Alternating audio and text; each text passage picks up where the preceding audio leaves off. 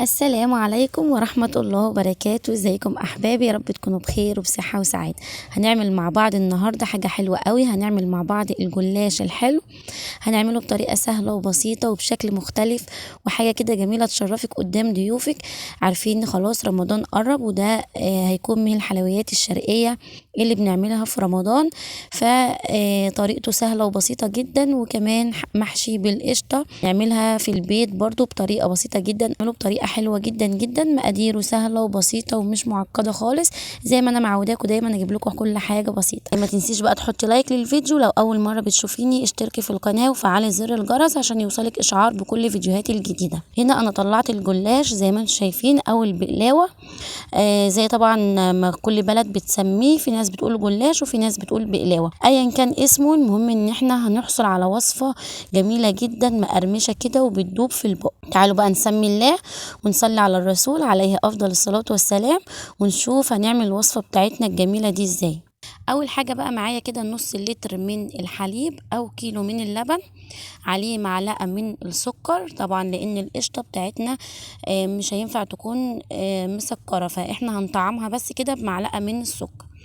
معايا كمان دقيق البسبوسة او سميد البسبوسة زي ما انتم شايفين، هجيب منه معلقتين كبار مليانين. ده بيتجاب من عند اي عطار او اي علاف، هتقولوا عايزة سميد بسبوسة او دقيق بسبوسة، بيطعمها جدا وبيديها طعم حلو حلو قوي قوي.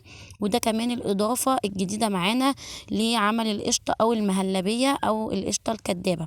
بعد كده معايا معلقتين من النشا، هحط اللبن عليه النشا والسكر ودقيق البسبوسة او سميد البسبوسة، واقلبهم كويس جدا لحد ما المكونات تدوب مع بعضها في اللبن. وبعد كده هرفعه على النار وهقلب كويس جدا وايدي فيه لحد ما القوام يبدأ يتقل معايا، يعني زي المهلبية كده. بعد كده هشيله من على النار. اول ما يبتدي ان هو يتقل ويغلي معايا هرفعه من على النار، وهضيف ليه معلقة كيس من الفانيليا او معلقة صغيرة من الفانيليا. ولو عندك فانيليا سايلة مفيش اي مشكلة، تحطي برضو منها نقطتين. بعد كده هضيفه في طبق كده علشان يبرد معايا زي ما انتوا شايفينه. طبعا الحشوة دي هتكفي معايا ورقتين جلاش، ورقتين من الجلاش او لفتين من الجلاش. تمام كده. هتجيبي اي جلاش عندك، مش لازم يكون ماركة ولا اي حاجة. بعد كده معايا معلقتين كبار مليانين من السمنة البلدي، عليهم حوالي ربع كوباية من الزيت، وهسيحهم كده على النار لما تبقى معايا سمنة دايبة زي ما انتوا شايفين كده. طبعا عارفين ان السمنة البلدي بتبقى حلوة جدا في الحلويات، ولو ما عندكيش سمنة بلدي هتستخدمي اي سمنة عندك عادي، مفيش اي مشكلة.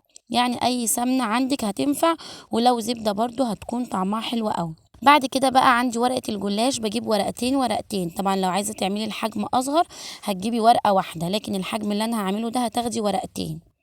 تمام. هتجيبي ورقتين وتدهنيهم بالسمنة كويس جدا، هتدهني الورقة كلها. وبعد كده هتلفيها زي ما انا لفيتها بالشكل ده. هعمل معاكم واحدة كمان عشان اوريكم الطريقة. هجيب السمنة وهدهن كده بفرشة زي ما انتم شايفين. الفرشة دي حلوة قوي، لازم تبقى موجودة عندكم لان ما بتهدرش معايا سمنة كتير. بصوا بقى، هبدأ ان انا المها بالشكل ده زي ما انتم شايفين. عارفين الهوايات اللي كنا بنعملها زمان ايام ما كنا في المدرسة؟ هي دي اللي هنعملها. بعد ما بطبقها كده زي ما انتم شايفين، ببدأ اتنيها كده زي الهواية بالظبط اللي كنا بنعملها زمان واحنا في المدرسة بالشكل ده. هجيب بقى معلقة كده من القشطة بتاعتي وهحطها كده في وسط الجلاش، وبعد كده هتني الطرفين عليها وهبدأ ان انا الفها بالشكل ده. شكل جديد وجميل وتغيير، وعايزه اقول لكم والله حاجه كده في منتهى الجمال. وكمان يعني شكلها مختلف، وهتبقى برضو ايه، حاجه كده جديده وتشرفك قدام ضيوفك، وهتبقى حلوه جدا جدا، تبقى من حلويات رمضان. هعمل معاكم واحده كمان. هبتدي ان انا الحرف كده بتنيه علشان ما تتقطعش مني، طبعا بعد ما دهنتها سمنة. وبعد كده هقسمها من النص بالشكل ده، واحط الورقة اليمين على الورقة الشمال كده، وهبدأ ان انا احط فيها معلقة من القشطة اللي عملناها مع بعض، وهتني الحرفين كده على بعض اهو. هتني الحرفين بالشكل ده، وهبدأ اتني الجلاش على جوه، وتبقى بالراحة خالص كده علشان طبعا الجلاش بتاعنا مدهون بالسمنة، فهيبقى رقيق خالص ومش مستحمل. فهتبدأي ان انتي تعمليه واحدة واحدة كده، وتخلي صوابعك خفيفة عليه خالص وانتي بتتنيه كده او بتطبقيه، لانه طبعا خد سمنة فهيبقى مش مستحمل، وعايز كده ايه يعني تعمليه بالراحة علشان ما يتقطعش منك ولا يتكسر. هبتدي ان انا الفها كده بالشكل ده زي ما انتم شايفين، وهتتحط بقى في الصينية بالشكل ده كده. هتخلي اللفة اللي لفيناها دي يمت فوق. حطيت بقى كله في الصينية معايا اهي، والصينية دي مدهونة بالسمنة. وبعد كده بقيت السمنة اللي معايا هبدأ ان انا ادهن بيها كده وش الجلاش اللي معايا كله كويس قوي. ولو انت عايزة تزودي سمنة زودي، مفيش اي مشكلة، هتدي معاكي لون حلو وقرمشة وطعم جميل. وبعد كده هتبدأي ان انت تصفي السمنة دي، مفيش اي مشكلة، مش هتاكليها بيها يعني. هتفضي السمنة كلها، تصفي السمنة كلها كده، وبعد كده تسقيه بالسيرب. دخلته بقى على درجة حرارة 180 لمدة 20 دقيقة كده أو 15 دقيقة على حسب الفرن بتاعك.